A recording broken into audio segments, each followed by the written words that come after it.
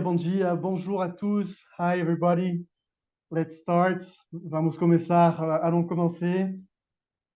Euh, Bom dia, boa tarde. Sejam todos e todas muito bem-vindos, bem-vindas e bem-vindes. Eu sou Benoit e este é meu sinal na língua brasileira de sinais. Hoje nós temos provavelmente pessoas cegas que estarão acompanhando a nossa transmissão e por isso vou me inscrever. Eu sou um homem branco, sou um homem cis. Atrás de mim tem uma parede de tijolos e tem um quadro também, que tem a cor azul. Também aqui no meu lado esquerdo tem uma pequena fotografia de Sigmund Freud.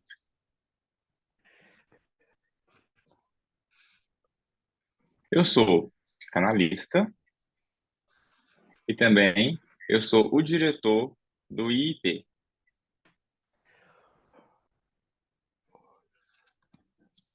No dia de hoje, pela primeira vez, eu estou me apresentando na língua brasileira de sinais. Estou fazendo a minha fala aqui em Libras. E devo confessar para vocês que estou muito emocionado nesse momento. E confesso que estou com um medinho.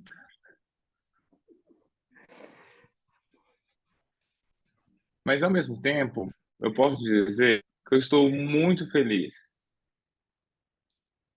de receber, no dia de hoje, a nossa palestrante, Jameson Webster. Mas antes de passar a palavra para Jameson, eu gostaria de apresentar duas pessoas. A primeira é a Marina. Seja bem-vinda, Marina. Tudo bem com você?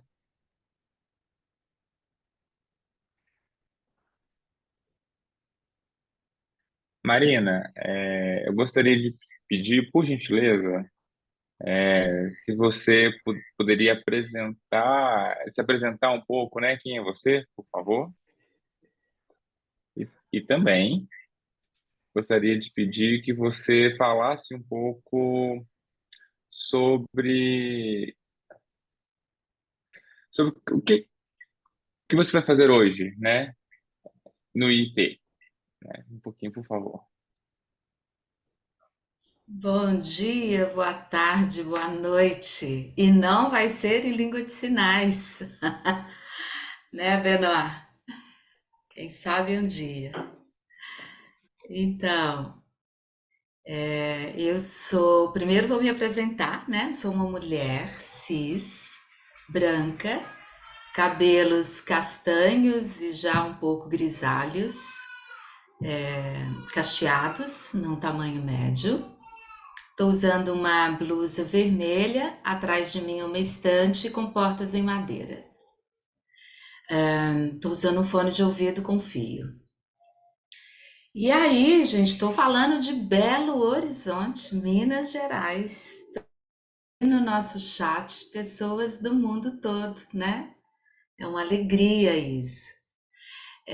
Eu hoje faço parte de uma equipe aqui no IP que coordena os cartéis. Nós estamos trabalhando muito, então fica um convite.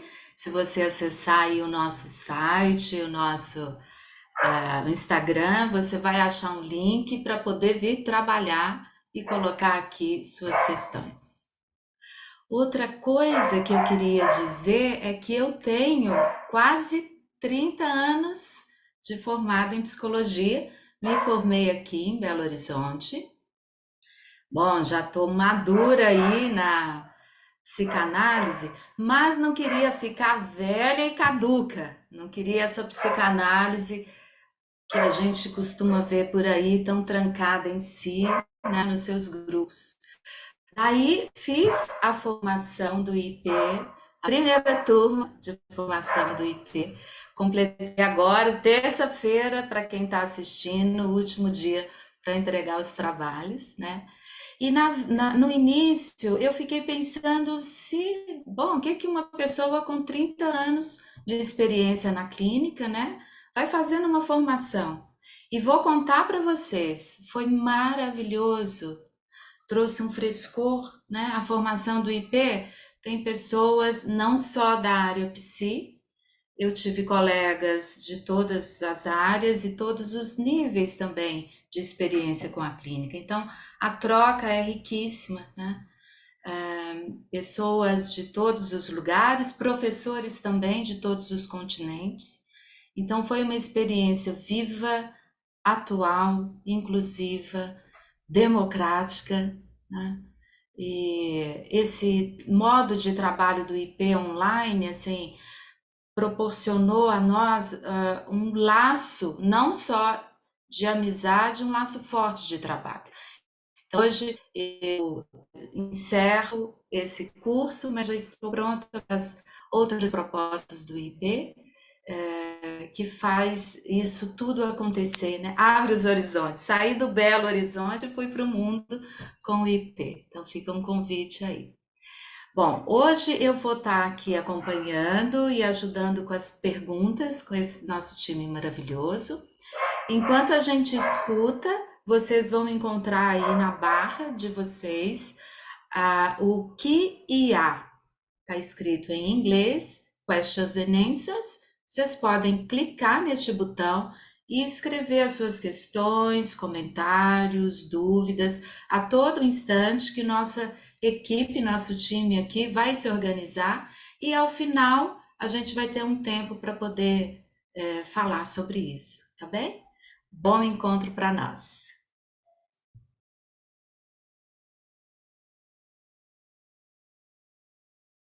Marina, muito, muito, muito obrigada pela sua fala. E nesse momento, a segunda pessoa que eu gostaria de apresentar é a querida Dorothée. Bonjour à tous Bom et à E, dia. Dorothée, você poderia se apresentar, por favor? oui, bien sûr. Bonjour. Sim, com certeza. Bom dia a todos e a todas. Eu me chamo Dorothée. Eu sou assistente executiva do Instituto Internacional de Psicanálise.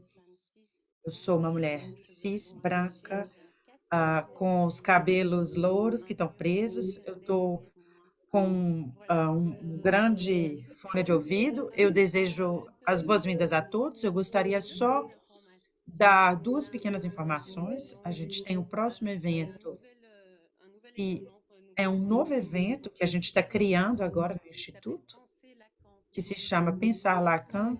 O nosso primeiro é um ciclo, né? É uma nova série de encontros. A princípio, ele é simples, a gente vai ter dois convidados cada vez, frequentemente psicanalistas, que vão falar de de vários pensadores e que vão mostrar como que eles podem ser ricos para nós, leitores de Lacan. Todas as conferências vão ser traduzidas, com tradução simultânea em francês, português, inglês e libras. Essa primeira conferência ela vai ocorrer dia 26 de agosto, online, e será Pensar Lacan com Max Weber. No chat aqui a gente vai colocar o nosso amigo, meu colega Gabriel já colocou o link com todas as informações para que vocês possam se inscrever para essa nova conferência no final de agosto. E, além disso, temos uma super formação que, para o seu terceiro ciclo, começa agora, no início de setembro, e as inscrições estão a todo vapor. Então, vocês são super bem-vindos, vocês dos quatro cantos do mundo, vocês são super bem-vindos de conhecer nossa formação, professores maravilhosos que nós temos. Então, sejam bem-vindos. A gente vai estar aqui, eu e o Gabriel, para recebê-los de braços abertos e responder a todas as questões que vocês tiverem. Eu não vou tomar mais tempo. Talvez o Benoit queira falar alguma coisa para convidar a Jameson. Eu agradeço, o Dorothea, e gostaria de chamar então a Jameson, e convidá-la, por favor, passar a palavra para ela, já desejando bom dia para você, Jameson. A palavra é sua. Mas só um momentinho, por favor. Eu gostaria que falar que você é psicanalista, você fala de Nova York, não é mesmo? Na cidade de Nova York, nos Estados Unidos. E eu gostaria que, se você Yes. poderia, por gentileza, se apresentar para nós. Okay. Hi, everybody. Olá, pessoal. I'm Jameson Webster. Eu sou a Jameson Webster, Journalist in New York. sou psicanalista de Nova York e ensino na escola de pesquisa social A founder of Das Unbehagen, which is a psychoanalytic e collective here in the US. um coletivo aqui nos Estados Unidos. Half Filipino, half Eu white. sou metade filipina, metade branca, sou cis, uma mulher cis. Eu estou aqui em Brooklyn, Nova York, no meu escritório. Estou muito feliz de ver muitas pessoas das Filipinas aqui no chat. Estou até surpresa. Eu não imaginei que ia falar com pessoas do meu país de origem. Aqui também o Zach, com quem eu estou supervisando. E também o assistente de pesquisa, o meu assistente de pesquisa também está aqui. Agradeço pela oportunidade de falar sobre a psicossomática. Temos um título muito grande de Winnicott falando sobre o que é a psicossomática, o que é o corpo. E tem muito assunto para falar em pouco tempo, então eu vou falar isso em algumas pinceladas e vamos ter uma discussão depois. Para começar, eu quero apresentar o Winnicott. Eu li um artigo dele no começo do ano e foi algo incrível que me surpreendeu. É um artigo radical. Eu não sou winnicottiana, mas eles têm uns momentos que ele realmente me surpreende. Esse foi um deles. Eu vou compartilhar a tela para que a gente possa olhar e depois a gente volta para a nossa palestra mais ampla. Então, ele começa esse artigo chamado A Mente e sua relação com o psicossoma, e esse artigo foi colocado antes da sessão médica da British Psychological Society, em 14 de dezembro de 1949. Então, é antigo. No começo, ele cita o Jones e ele diz assim: esses elementos da dinâmica mental que a psicanálise se interessa, ele teria um equivalente somático e mental. E assim, pelo método científico, nós vamos fechar o hiato entre a mente e o corpo. Todos os arrisco-me a prever nesse dia a antítese que tanto desconcertou os filósofos, que seria baseado numa ilusão. Eu quero começar com esta citação, que ele acredita que a mente não existe como uma entidade e ele tenta organizar seus pensamentos sobre esse tópico tão vasto e tão complicado. Esse esquema do corpo, ele fornece um diagrama do indivíduo e eu acredito que não haja um lugar óbvio para a mente, mas, no entanto, na prática clínica, encontramos a mente como uma entidade localizada pelo paciente em algum lugar. Um estudo mais aprofundado desse paradoxo, segundo o qual a mente não existe realmente como uma entidade, revela-se, portanto, necessário. Então, o que o Winnicott está dizendo é que tudo o que a psicanálise está dizendo nesse momento parece se relacionar ao que chamamos de psicossomático, mas o psicossomático é uma palavra muito densa, muito complicada, que é o psicossomático, né? Que é o que está no nosso corpo e é algo imaginativo sobre o self, é o que chamamos de psicossoma, que seria o mais perto ao nosso corpo, e o que chamamos de mente é uma entidade falsa e uma falsa localização. É isso que ele coloca. Então, no indivíduo, desenvolve uma entidade falsa, numa localização falsa. Então, a examinação na análise é desenvolvermos uma relação mais saudável com essa psique soma. Agora eu vou parar de compartilhar a tela. E uma das coisas que é interessante, ele continua e diz assim, como que essa mente falsa, essa entidade falsa é localizada, ou subtraída, ou dissociado pelo indivíduo? E ele diz que o mundo deve ter imposto neles, é uma ideia winnicottiana básica, de forma que eles têm que se tornar hipervigilantes, eles têm que subtrair algo, é uma hipervigilância sobre algo que está se forçando em cima deles, que não permite uma continuidade com seu corpo. E essa mente aparece como se fosse de fora. Então, é uma entidade externalizada e eles não sabem exatamente onde está. As pessoas acham que está na cabeça, mas não tem um sentimento na cabeça. Você não sente que a mente está na cabeça, mas ele se surpreendeu com os pacientes, com essa falsa entidade que as pessoas se referiam à cabeça. E o Winnicott fica um pouco surpreso com isso, perplexo, e ele fala que a cabeça do bebê é amassado, né, durante o trabalho de parto. Então, essa experiência de ter a cabeça amassada pode ter a ver com a hipervigilância. Isso me fez rir, porque é uma fantasia meio doida, né? Mas eu gostei como experimento de pensamento. E em cima disso, ele fala que a gente não consegue ver atrás da nossa cabeça, mas você consegue ver fora da nossa mente, da nossa cabeça, mas não conseguimos ver atrás. Então, é como se estivéssemos tentando localizar um local que não conseguimos ver e conseguimos ver ao mesmo tempo. Então, o Winnicott está especulando assim, doidamente no final.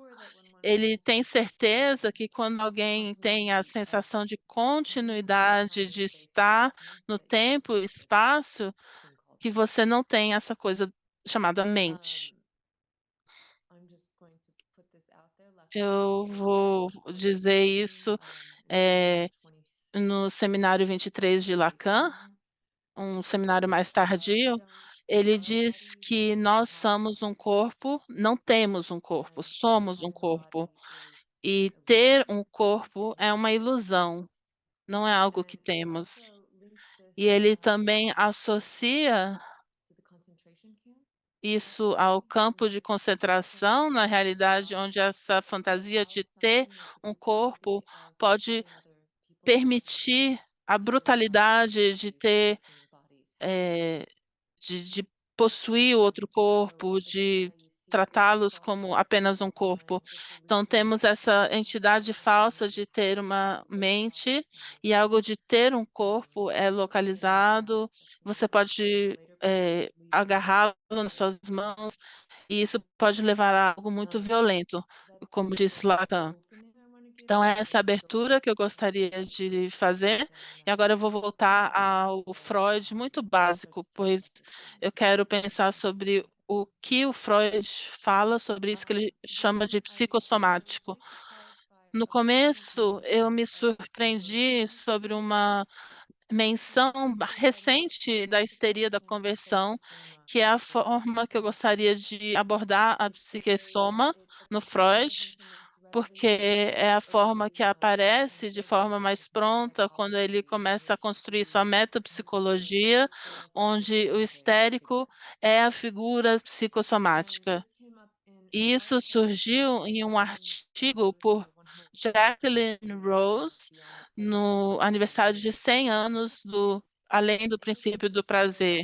E neste artigo, ela volta a um artigo que foi descartado, Fantasia Filogenética, porque nesse artigo ela achou algo que fala muito a algo recente da pandemia, pois Freud localiza a origem da histeria da conversão como a primeira figura neurótica, algo que mostra o psicossomático na Era do Gelo, que ele chama da Era do Gelo. Então, onde está, quando aconteceu a Era do Gelo, algo aconteceu ao homem, algo aconteceu de externo que nos ameaçou, e ele disse que tivemos que nos virar contra nós mesmos. E o homem se tornou em um animal ansioso e ele se impôs a si mesmo uma banição na reprodução, pois não seria seguro nas condições na era do gelo. Então, o homem desistiu da imortalidade, porque nós não somos bactérias que nos reproduzimos eternamente fora de nós mesmos. Nós temos uma reprodução sexuada que é ameaçada por meio da morte. Então, a imortalidade isso acontece por meio da reprodução. E a primeira resposta foi diminuir as pulsões, e isso leva à histeria de conversão. A Jacqueline Rose escreve que a resposta a essa eh, essa diminuição das pulsões foi a histeria. As origens da histeria da conversão nos tempos modernos, no qual a libido é um perigo a ser diminuído também. Ela cita o Freud, a linguagem parecia mágica, assim, seus pensamentos pareciam onipotentes, e ele entendeu o mundo de acordo com seu ego. Então, temos a ansiedade, que se torna na histeria de conversão, que depois se torna a figura do tirano, que, que leva à obsessionalidade, de acordo com Freud. Isso leva à paranoia, e é essa pessoa que se torna a figura, eh, que se torna apenas mente e que acredita nos poderes mágicos da mente. Então, a série que o Freud elabora nesse artigo da fantasia filogenética, a histeria de ansiedade, histeria de conversão, obsessionalidade, esquizofrenia, paranoia e depois a melancolia e mania. Então, eu quero que vocês mantenham isso em mente. É importante não apenas para mapear as psicopatologias discretas e os diagnósticos, mas também para brincar com essas camadas da história e seu lugar como corpo, o pânico do corpo, as reações sintomáticas do corpo, e se afastar do libidinal. E aí depois pensamos na psicologia de grupo e o corpo como uma forma de elisão na mente, na tirania e no pensamento mágico, que é um artigo que no final ele queimou. Ele não queria que a gente lesse. Eu acho que ele pensou que era muito especulativo, muito doido, talvez fosse muito verdadeiro, na verdade. Então vamos pensar um pouco mais sobre histeria. Muito cedo na sua obra, O Freud diz que a histeria preserva algo, preserva a reação ao ambiente externo, mas ele também acalma a ansiedade até um nível onde é possível viver com ele, e o corpo não está disponível a um processo de erosão, um drenamento, um esvaziamento. Algo é preservado no corpo, que é como uma caixa de ressonância. E isso, para o externo, parece que o que está lá dentro, que não é, que não cede, está fora de proporção, é desproporcional. Isso é um julgamento que vem de fora, mas, claro, os psicoanalistas entendem que é uma reação legítima com respeito ao que está reagindo, mas não é algo que corresponde à realidade externa, mas sim interna. Com Quando o Freud começa a falar sobre a histeria, histérico, ele diz que o objetivo da psicoterapia não é remover aquilo do corpo, mas manter alcançar aquilo a qual ela reagiu no começo. Então, não, o objetivo não é remover esse cerne patogênico, mas chegar a um novo estado, totalmente um novo estado. Isso eu coloquei num livro que eu escrevi sobre o transtorno de conversão, que é a maior, que eu coloquei a maior tautologia da psicanálise é que a conversão deve ser sujeito à conversão. E os sintomas de conversão são sintomas do corpo, eles não param, ele fica ali em um estado reativo na sua recusa de ir embora, mas ele para de viver em termos da realidade e continua vivendo na parte interna. E o que ele faz é que ele faz com que a esfera psicossomática, ele faz com que ele fique intacto, mas ele faz uma cisão dentro do sujeito.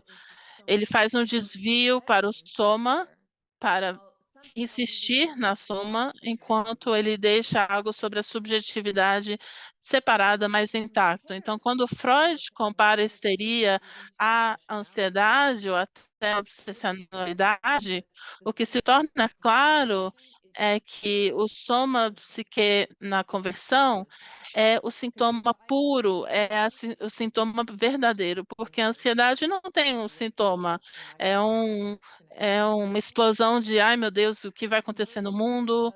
A conversão da histeria faz algo com isso. A histeria de conversão. O que acontece na obsessionalidade é uma transformação que ele diz que não é verdadeiro, é de alguma forma, um sintoma de mente que o Winnicott mencionou ser um problema. Ele diz que a mente, como sintoma, é uma falha de de uma transformação verdadeira, porque a estrutura de defesa é muito permanente. Ele tem uma forma interessante de falar sobre isso, que o sujeito ele é indefinido, é uma zona média entre a substituição, projeção, alucinação, que traz uma série infinita de meias medidas. É isso que ele está falando sobre tudo na série que nós vimos na filogenética. Você tem o sintoma verdadeiro e tudo que vem depois, que vem em defesa, em substituição, em alucinação e dos padrões. Ele escreve também sobre a diferença entre ansiedade. Ele fala sobre, no seu escrito neurótica, os sintomas de ansiedade ficam mais próximos quando tem partes de um ataque de neurose. É um tipo de conversão, mas na histeria, essa estação leva um caminho diferente, um caminho errado, e aqui é apenas uma tensão física que não pode entrar no campo psíquico e fica no caminho físico. A conversão histérica é o reverso da ansiedade, passando primeiro para o somático, é o que a histeria faz, e um movimento fracassado na psicossomática, como ele fala em francês, uma experiência não mentalizada. Não é que ele tenha uma mente, ele não tem nenhuma mente, ele é quase puramente o corpo.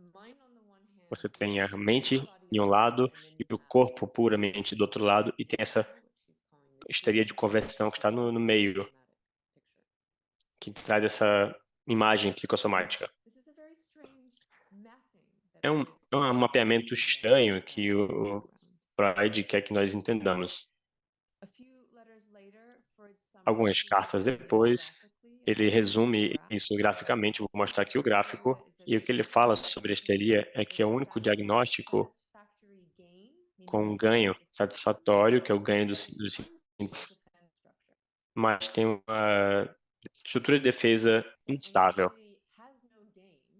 Então, a ansiedade não tem nenhum ganho, não tem um sintoma, não é algo que te leve a algum lugar, mas, por outro lado, a mente entende essa figura psicótica que é uma estrutura muito defensiva. Para o histérico, é um ganho satisfatório nas estruturas indefensáveis. Essa instabilidade dessa economia da conversão histérica, a estrutura, que ele diz que age como uma caixa de som, é o destino da figura psicossomática.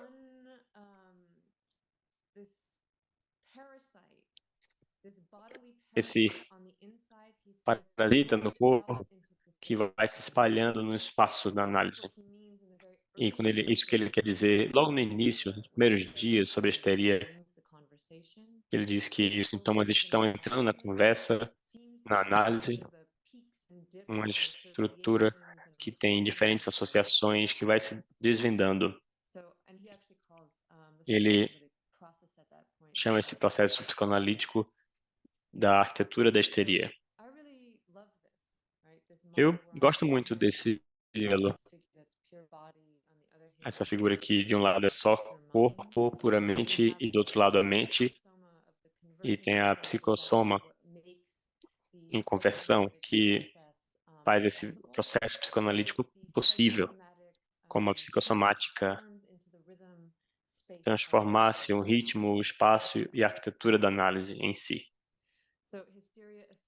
A histeria assume esse lugar de prominência, mas em um certo momento na vida de Freud, em sintomas de inibição e ansiedade, o Freud diz basicamente que a pergunta da conversão, essa criação, essa formação de sintomas, essas possibilidades, a capacidade que a histeria tem é misteriosa. Ele diz, eu não consigo entender como é que é possível. Eu quero entender, mas eu não consigo entender, eu desisto de entender, e eu vou levar a minha mente para pensar os problemas da ansiedade. É um momento interessante, engraçado. E o Freud, ele desiste da histeria, mesmo tendo já formado uma parte central do seu trabalho como um sistema. E ele fica chateado, fica com raiva do que ele não consegue entender. E fica frustrado com a ideia de que o que está lá é uma pura criação em si própria. Então, eu acho interessante nesse momento que ele simplesmente... Ele escreveu sobre a histeria. Eu diria que Lacan, ele pega muito dos trabalhos de que Freud deixou para lá. E as inovações dele têm a ver com a ansiedade, obsessidade e o sintoma puro, a análise pura. E é muito mais difícil você entender como trazer essas duas figuras para a histeria, para entender e fazer a análise possível. Eu estou colocando isso como um momento histórico engraçado para definir um pouco além da análise. É importante em termos do que a gente precisa trabalhar, mas acho que é algo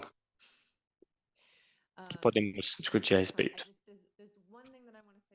Uma coisa que quero falar sobre isso, para começarmos a discussão, é um gráfico muito bonito que eu quero mostrar a vocês, que o Freud usou em um certo momento.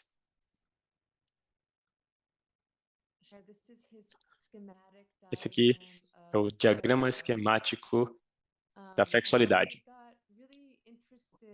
Eu achei interessante, fiquei interessada nesse gráfico. Tem algo muito belo sobre o objeto sexual sendo completamente colapsado com o mundo externo. Eles existem juntos para nós. E a importância de manter toda essa figura psicomática presente, o objeto sexual, voltando não como um evento mental, mas o objeto sexual em uma posição favorável para fornecer as sensações no nível do corpo, para que seja algo no mundo externo. Uma figura que é bastante lacaniana, mostrando esses limites psicossomáticos e encontrando o objeto sexual em Freud. E aqui também você pode ver quando ele falou sobre esse gráfico com relação à ansiedade,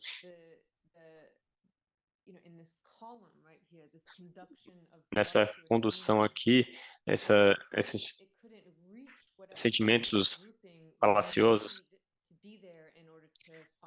para poder estar lá para poder encontrar algo e achar um objeto no mundo externo. Você pode ler essa figura da mente sem nenhuma relação com o objeto sexual, que tem um caráter libidinoso. Mas você pode ver as dificuldades dessas duas figuras e a trajetória que ele está buscando nesta figura psicossomática. Então, eu só queria falar algumas coisas sobre Kristeva, mas acho que não vai dar. Isso pode chegar até nós durante a discussão.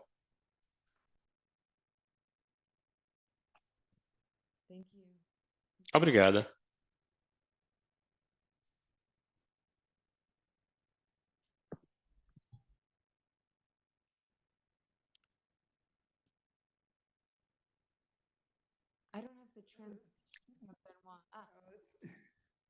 Yeah, there's not the translation. Não tem a tradução ainda. Não tenho que traduzir ainda. Bruna, você pode me traduzir? Não? Não sei. Ou tanto faz. Marina, tem perguntas, a gente recebeu perguntas. Jamiens, muito obrigado, você conseguiu fazer uma fala rápida, mas extremamente interessante, estimulante. Muito obrigado, eu gostei muito. Marina, nós temos perguntas? Sim, temos perguntas. Então, para lembrar, pessoal, vocês podem anotar aí as perguntas e também, quem preferir, chamar aqui para poder fazer a pergunta pessoalmente. Quem quer fazer também em Libras, nós temos aí nossos intérpretes, tá bem? Daí a gente vai alternando. Então, uma pergunta da Priscila. Podemos dizer que Reich fez contribuições significativas para o entendimento de corpo-mente como algo integrado? Eu acho que é William Reich, o pai da psicologia corporal, deve ser? Me corrija aí.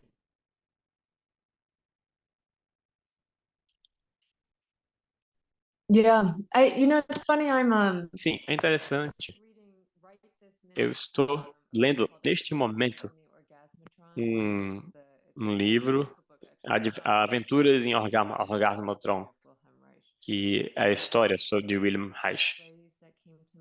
A frase que me veio à mente foi: todos nesse mundo estavam presos na terra da transação, da fundição. Me desculpem por isso, mas o orgasmo perfeito, a transa perfeita não iria resolver nada. Eu não iria resolver muita coisa. Para mim, eu estou elaborando de acordo com Freud, Winnicott e Lacan. O sintoma, o seu sintoma implica uma perda que você não vai obter. Nós nos livramos dos sintomas e nós atacamos os sintomas. Acho que o ponto de Lacan e de Freud é que o sintoma é o que nós recebemos no nível da libido. É uma transformação, é algo que nós precisamos aprender a partir deles. É a fonte de toda possível criatividade e uma intensidade libidinal, mas não é a terra da transação, da fundição. Acho interessante o que ele fala, mas você precisa ver para onde ele está indo. E ele ficou louco, ele perdeu a sanidade. Ele viu a energia do corpo em todos os lugares, essa luz azul que estava saindo da sua pele.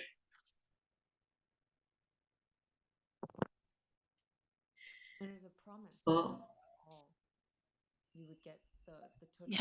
Era uma promessa que você teria a totalidade do seu corpo, a totalidade do orgasmo, totalidade de tudo, e a psicanálise não pode prometer isso.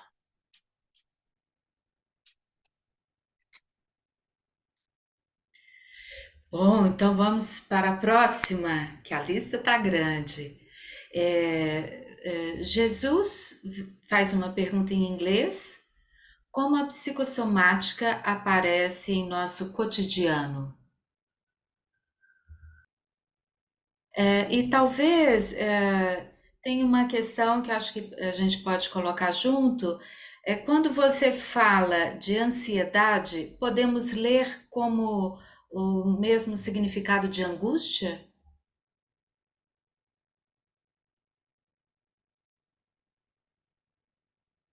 These are good questions. Boas perguntas. Eu acho, principalmente, que nós vemos o psicossomático o tempo todo enquanto clínicos. Nós vemos na sexualidade infantil, nós vemos nas queixas dos pacientes, seja sobre sua sexualidade, seja sobre a imagem de seu corpo, como incomodam eles, comer, cagar, a sexualidade. Então, é algo muito forte. E claro que também vemos em doenças misteriosas, seja questões autoimunes, dor crônica, fadiga crônica, a doença de Lyme.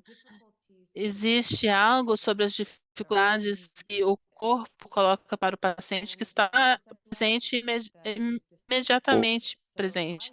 E a psicossexualidade também é difícil de trabalhar com isso. Então, nós damos muita atenção, especialmente nas histórias que os pacientes nos dão cedo na análise, né? O que aconteceu quando você tinha 3 anos, o que aconteceu aos 5 anos, qual foi a primeira vez que você adoeceu? Nós fazemos uma síntese muito elaborada e o sintoma psicossomático, se estamos no lugar que estamos mais próximo a isso, por exemplo, a histerização do paciente, isso se torna a base da análise em si, isso se junta à análise. Então, não tem mais um momento que você está rastreando isso, mas, claro, você vai ver isso, você vai ver os sintomas aparecer, desaparecer, reaparecer, se transformar, e isso é o desenvolvimento de uma análise. Então, uma sessão introdutória, o começo de uma análise quando você está coletando a história, mas depois disso a análise começa a se desenvolver.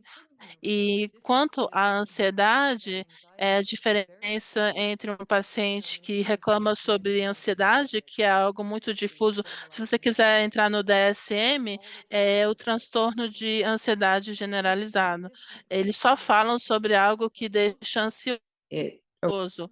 Isso é diferente de alguém que começa a localizar essa ansiedade em um sintoma ao longo do tempo, uma dificuldade corporal ao longo do tempo. Isso é muito diferente da ansiedade em si, que é algo externo, é tudo que os deixa nervoso. Então, é por isso que a ansiedade é muito difícil de tratar. Você não tem algo que é parte da pessoa com a qual você está trabalhando ainda, né? Sim, sim. Então, de Diego, ele pergunta: o que pensar da sentença? O eu é uma instância alucinatória. Mhm. It's I like it. It's very close. Eu gostei. É bem perto de Winnicott, é próximo. E é um momento, eu acho, no Freud, quando ele fala sobre a obsessionalidade, quando o Jack Rose fala do tirano. A crença tirânica no poder do eu. Então, o Lacan está no título aqui da palestra, mas ele está mais no fundo, né, da nossa palestra. Você tem a pergunta do que seria não ser psicossomático, e isso está na parte alucinatória do self.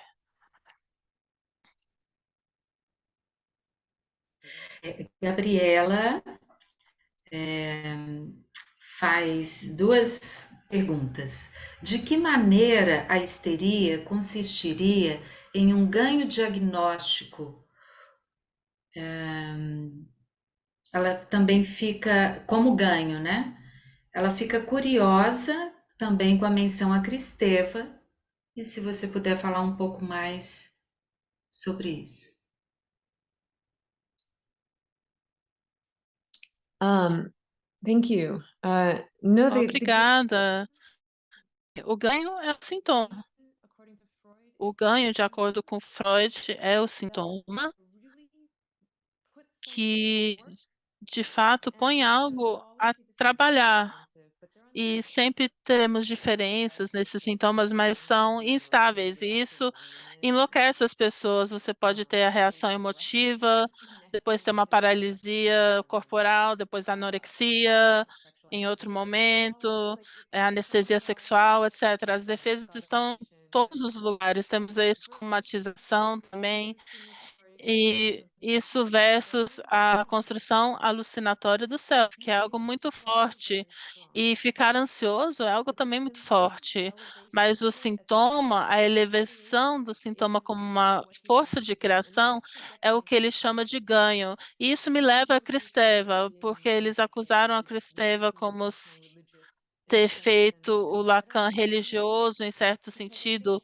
Eu não, isso não me incomoda, porque eu acho que ele se interessa em aquilo que o Freud parou de tratar. Ele fala da criação do sintoma e o Kristeva quer continuar isso, ela quer continuar. Em seu livro Black Sun, ou Sol Negro, ele diz que tem pessoas que vivem numa iminência mística e não têm uma defesa contra a dor, e aí temos os melancólicos que tentam dominar a dor em transformar tudo em representação. E por isso que eles são bons escritores, por exemplo.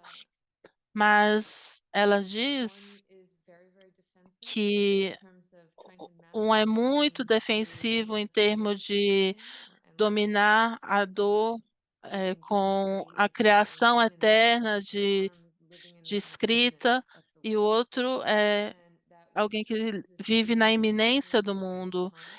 É o que precisamos em tempos difíceis como nós, como estamos vivendo agora, é o retorno a uma obsessão melancólica, mas para criar.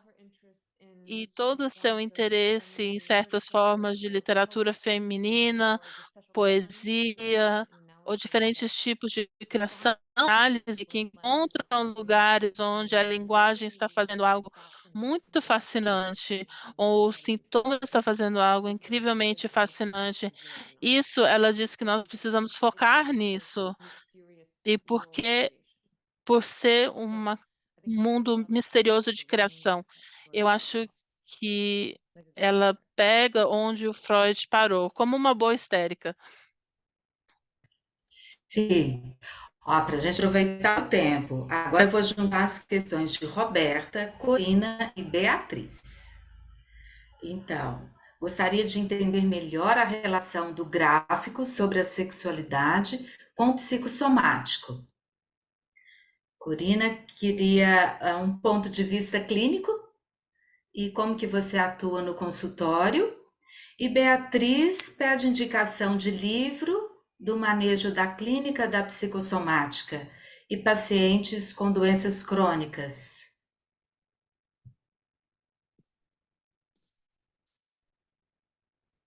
There's a wonderful book by Bem, Daniel. tem um livro magnífico de Daniel Lieder, que é O que nos torna doente, ou What Makes Us Ill.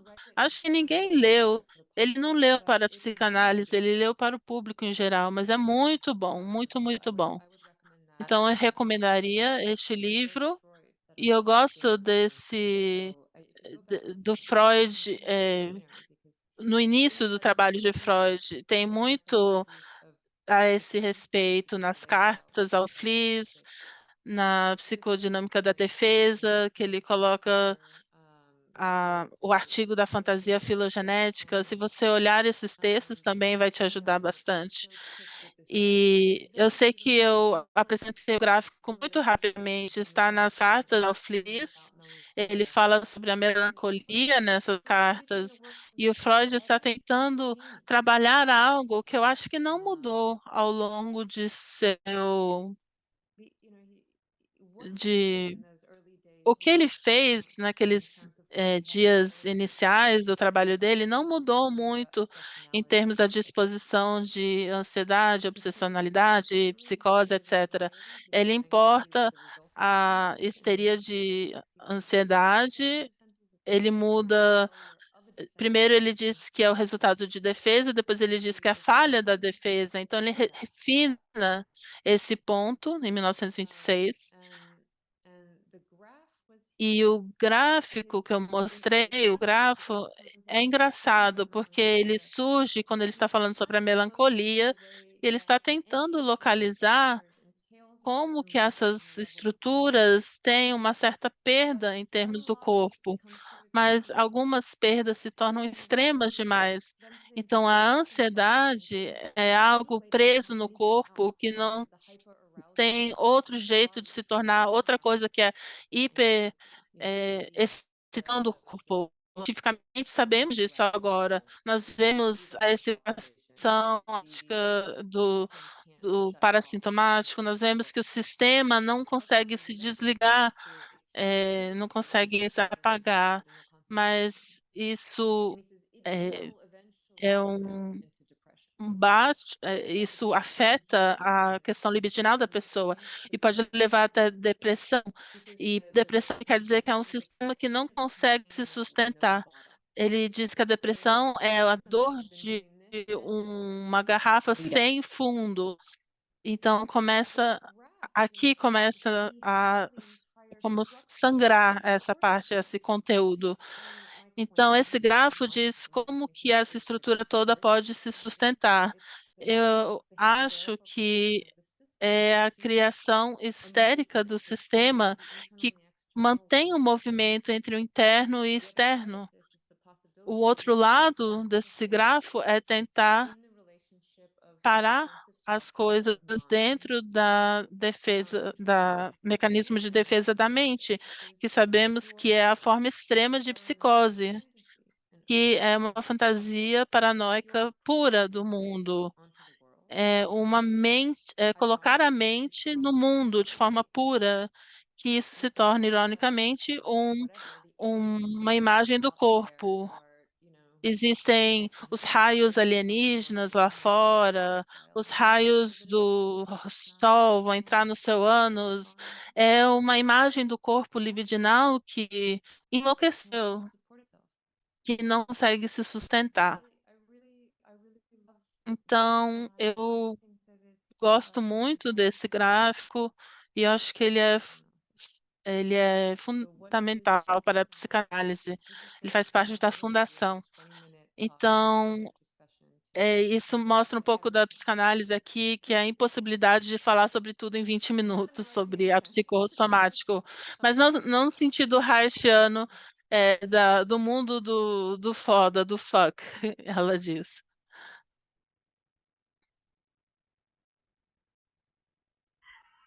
Então, muito obrigada. Ficaram muitas perguntas aqui, mas agora, Benoit, então a palavra é sua. As perguntas seguem, né? Muito, muito obrigado, Jameson. Muito obrigado pela sua excelente fala. Meus parabéns. Então, novamente eu queria agradecer a equipe de intérpretes, tradutores. Muito obrigado pelo trabalho de vocês. E queria desejar um bom dia, uns beijos para todo mundo, um excelente final de semana para todos. Até logo, até mais. Tchau, tchau.